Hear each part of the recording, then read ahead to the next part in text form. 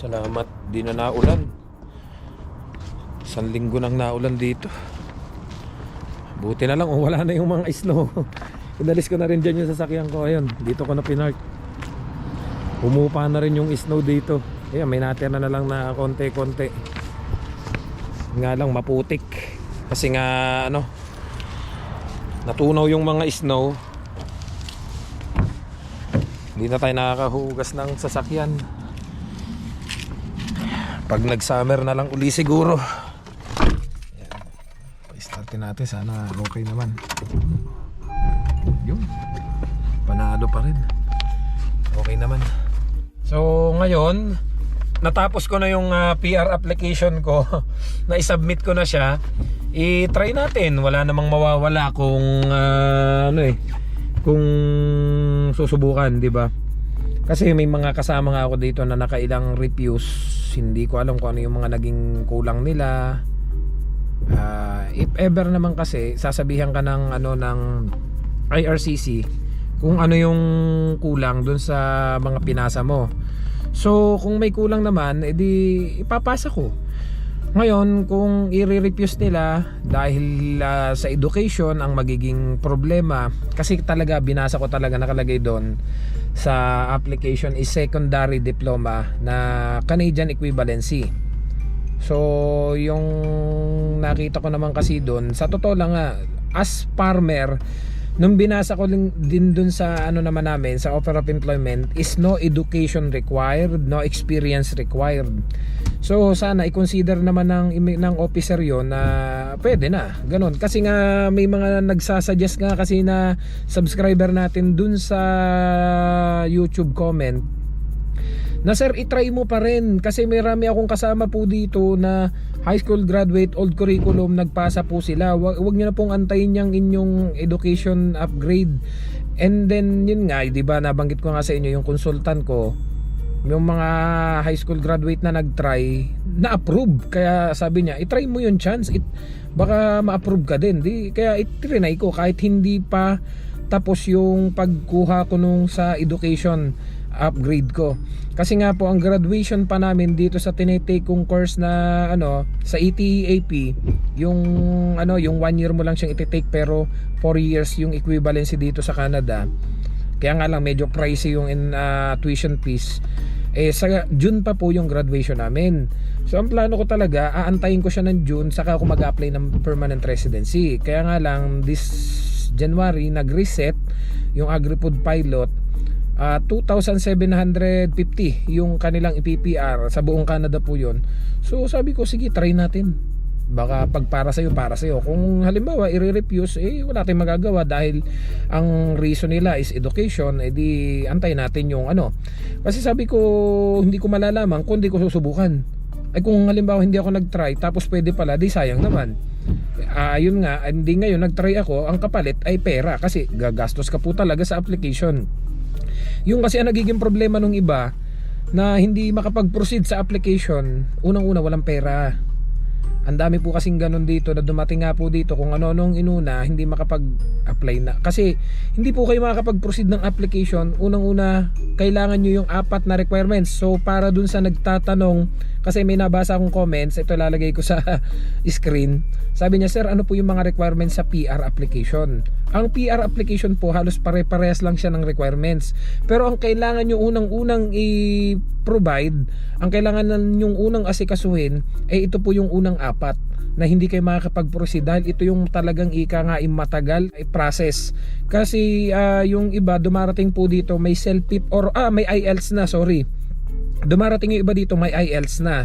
Kasi yung iba requirement pa lang pag alis galing Pilipinas or galing Taiwan or galing kung saang mambansa na nag-apply papunta rito is requirement yung IELTS. So kung may IELTS po kayo, valid pa po yan kasi 2 years naman.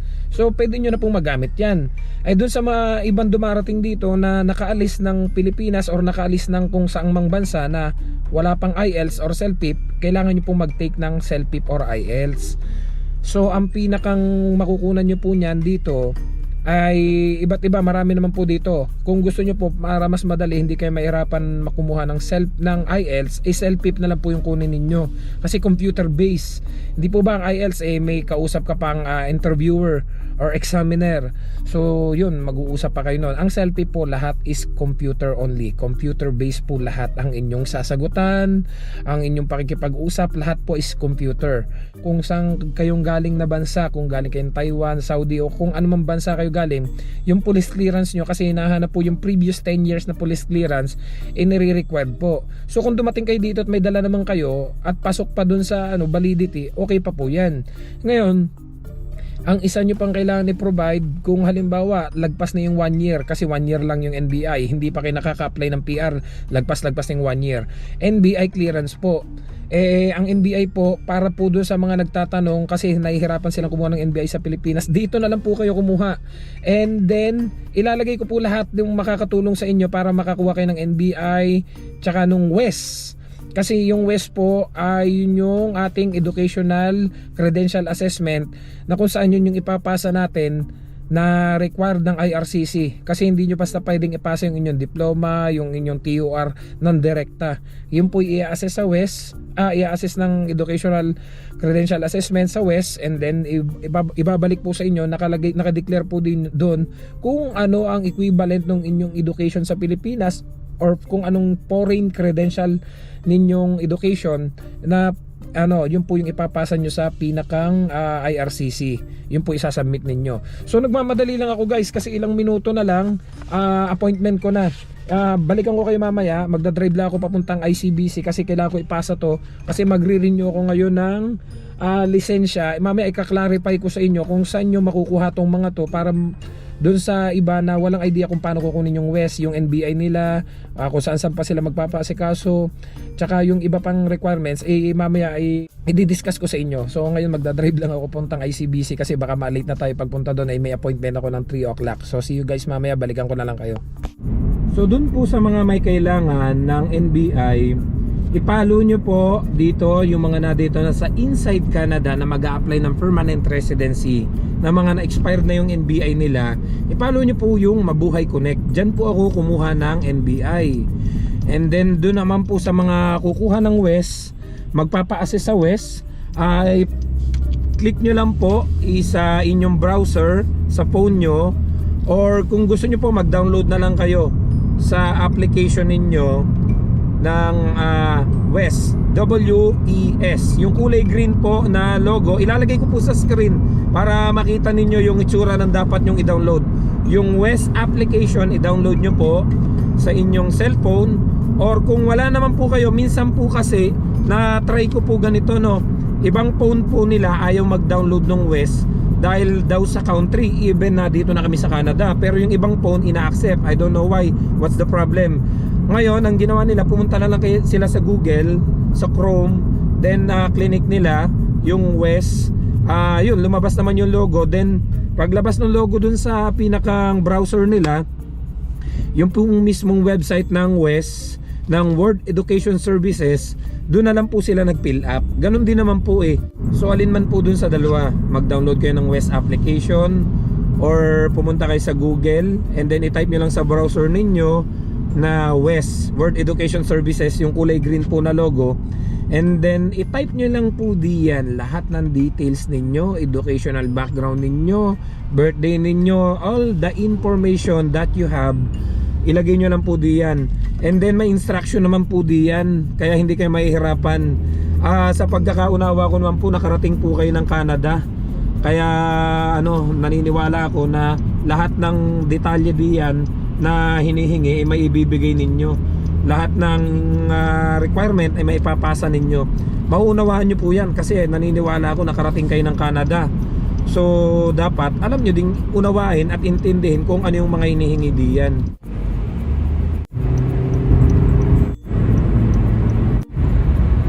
Pero bibigyan ko pa rin po kayo ng idea kung paano ko ginawa. Yung inyo pong diploma, TOR, lahat ng yan po ay manggagaling dun sa school kung saan kayo graduate, and then sila dapat yung mismong magpapasa nyan directly dun sa WES. na nakabase dito sa Canada. Kung di ako nagkakamali, sa Toronto nakabase yan. Ngayon, sila po dapat naka-sealed envelope, sila po ang magpapasa. Then, meron po siyang, yung sealed nila talaga ng school, nakalagay doon na yung address is from school papunta ng west. Hindi po yung parang dumaan sa inyo. Parang kung di ako nagkakamali, parang ang gusto nilang mangyari hindi dumaan sa palad ni Numan. Ang nangyari is school to west ang usapan. Para ika nga hindi na doktor, hindi ika nga na hocus pocus yung inyong mga transcript of records, yung inyong diploma. And then i-verify naman po yan ni Wes pag once na na-verify na. Pero kung sakali pong may hihingin siya mga supporting documents pa sa inyo, for example sa akin may hiningi pa red ribbon nung high school graduate kong diploma. So ang mangyayari po niyan, i-upload nyo lang naman po yan diyan sa sa West application ninyo, or sa kung sa Chrome man kayo o sa Google man kayo gumawa ng profile ninyo para maka-apply ng West. And then may babayaran po syempre kayo. Ang sa pagkakatanda ko, ang binayaran ko po ay nasa kulang-kulang 300. Sorry, correct me if I'm wrong, pero nasa ganun po yung binayaran ko, 260, 280. Mga ganun po yung binayaran ko. Kasi matagal ko na rin po siyang kinuha, kulang-kulang 1 year na nung nakuha ko yung West ko. So i-check nyo na lang po ulit dyan sa West site na ilalagay ko po lahat ng link kung saan kayo kukuha ng NBI, kung saan kayo kukuha ng West, at ng iba pang detalye sa description below nitong video ito. So pag nakita nyo po itong video to, check nyo yung description sa baba. Makikita nyo po dun lahat yung link kung saan nyo makukuha yung mga info at mga pages ng nitong mga sinasabi ko nung West at pagkuha ng NBI. Ngayon, ang isa nyo pa pong kailangan, especially kung kayo cross country, may pinanggalingan na kayong ibang bansa, is yung police clearance from that country kung saan kayo nanggaling. Kasi 10 years previous po yung maliwanag na hinihingi dito sa PR application.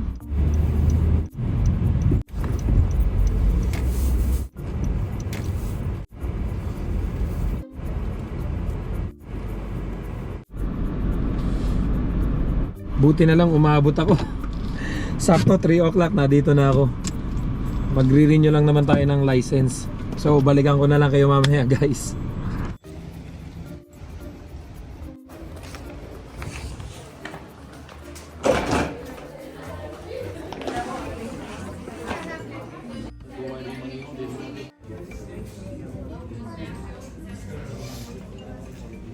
So napakabilis, wala pang 5 minuto. Ayan, pinicturean ako, then nagbayad ako. Then yung lisensya natin ngayon is ito. Kulay yellow muna. Then yung work permit ko ito. And then yung passport ko. So pakita ko sa inyo, di-discuss ko sa inyo para dun sa mga magre-renew ng license. Kasi first time ko lang din pong nag-renew ng license ngayon. So at least magka-idea yung iba. Actually nagulat din ako eh. Gusto kong mai-share sa inyo kasi pwede na pala akong mag-renew nung minsan pa. Hindi ko alam. Kasi nga first time kong magre-renew ng lisensya. Sabi ko, dahil nga magbabakasyon po ako, di po ba nagbakasyon ako nitong December. So sabi ko, pag nag-renew ako, baka kunin yung license ko. Pag uwi ko ng Pilipinas,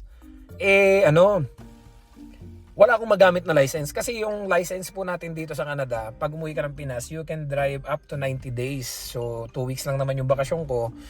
So sabi ko, baka pag nag-renew ako, wala akong madadalang license. Kaya di muna ako nag-renew.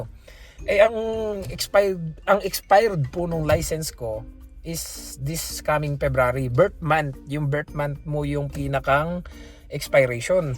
So sabi ko, hindi muna ako mag-renew. Ngayon, pagbalik ko nitong January, and then nag-check ako sa site ng ICBC, ang nakalagay, you can renew your license sa loob ng 180 days in advance. Sabi ko, hala, dapat pala 6 months pa lang nag-renew na ako. So nag-book kagad ako. Buti nakakuha ko ng slot. Sakto day off ko today, 3:00 ng hapon. Ito yung mga requirements nila para makapag-renew ka is yung passport, And then yung iyong work permit, ito yung work permit po natin, ipapakita nyo to doon. And then 2 piece of valid ID.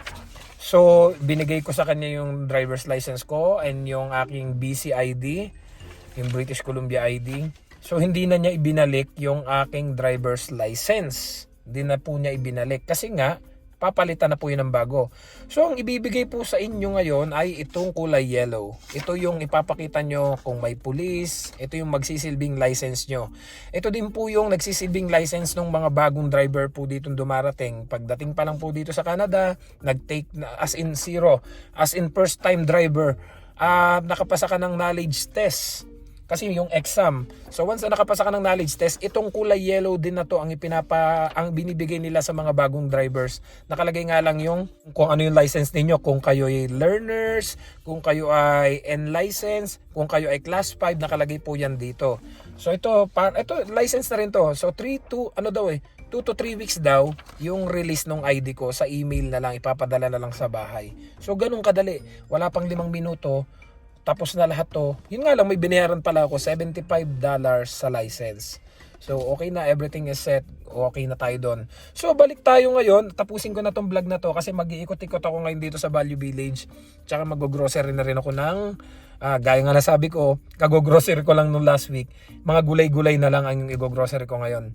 Ang kailangan nyo po munang i-provide sa pag-apply ng PR is unahin nyo muna kasi ito yung matatagal kunin. Police clearance from your previous country 10 years. Kailangan nyo po yung kunin. Kasi kung halimbawa po, may mga cases po na hindi na kumuha. May mga cases po na hindi na kumuha. Na-approve naman. So, what if kumpleto ka na lahat maliban doon sa police clearance mo from your previous country? Hindi mo siya kinuha. Nagpasa ka na ng application. Kasi po, yan, pag may kulang ka or may hinahanap sila, mag-i-email nga sa'yo and then i-upload mo ulit dun sa pinakang depende sa inyo kung may consultant kayo. Ibibigay nyo po ulit, ipoprovide mo yung kailangan. What if nakapasa ka na ng application then hinanap yung police clearance dun sa previous country mo, hindi mo pa siya inasikaso. So dun ka magkakaproblema, dun ka matatagalan. Kaya nga po, as much as possible, lahat ng pwedeng kumpletuhin nyo na po. At gaya nga ng nabanggit ko, ito po muna yung mga unang yung dapat kumpletuhin na requirements. Unang-una, police clearance kung saan yung previous country kayo nanggaling, NBI, yung WES, yung inyong World Education Services, yung Educational Credential Assessment ninyo, kailangan nyo po yung mai-provide. And then, yung mga ang iba pang mga kailangan, ilalagay ko po sa description below. Lahat ng kailangang requirements. Kasi po halos lahat ng kailangang requirements po, yung mga IMM 114, IMM 115, yung IMM 5406, lahat po ng form na yon ay nasa site na po ng IRCC, ng Permanent Resident Portal. Lahat po yun ay nasa site na yon. Ngayon, kung kayo po ay kukuha ng consultant, hindi nyo na kailangan problemahin yung mga yan. Hindi nyo na kailangan problemahin yung mga yan. Kasi nga po, may consultant kayo. Ngayon, kung kayo magdi-DIY, kailangan nyong i-provide lahat ng ito. So, lahat ng hindi ko nabanggit na requirements po, paalala, lahat ng requirements na hindi ko nabanggit, ilalagay ko po lahat yan sa description below. Kasama rin po yung nabanggit ko. Lahat ng requirements na kakailanganin nyo for permanent residency, ilalagay ko sa description below. So after this video, i-check nyo po yung description ng video na to. Nadyan po, ilalagay ko isa-isa para maliwanag kung saan kayong site or link papasok para makuha ninyo yung mga kailangan ninyong requirements. For example, yung NBI, connect kayo sa Mabuhay Connect. For example, yung WESC, ano yung mga dapat yung i-download, ilalagay ko po lahat yan dyan para malinaw. So, dito na lang muna siguro, tapusin ko na muna itong vlog na to guys kasi mag-iikot ako at mag-grocery. So, see you guys sa next vlog. Maraming salamat sa panonood. Hope na may natutunan kayo today's episode natin. Maraming salamat. See you guys sa next vlog. Don't forget to subscribe, like, and share this video para kahit papano may idea kayo do sa mga nangangarap mag-apply ng permanent resident. Sana po pare-parehas tayong ma-approve. At huwag kayong titigil sumubok hanggat hindi nyo nakukuha yung pangarap ninyong inaasam. Maraming salamat. See you guys sa next vlog. I love you all. God bless. Bye-bye.